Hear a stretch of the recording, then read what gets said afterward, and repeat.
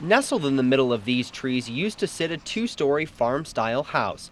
Now all the power lines are dangling and pipes just stick out from the ground.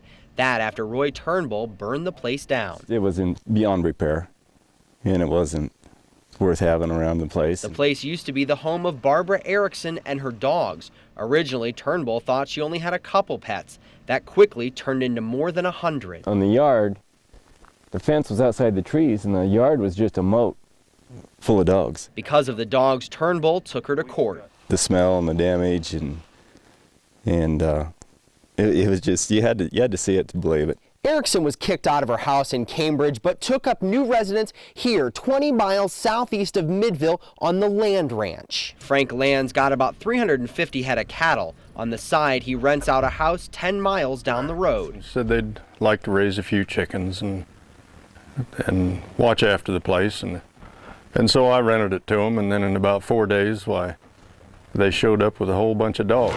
This was the scene when Erickson was fighting to keep her 300 animals back in 1996. Land says that was more than a year after she moved in. He says she knew all the ways to get around the law. It was just a nightmare. You know, they'd go by there and they had dogs every place pinned up around the house, in the house, under the house.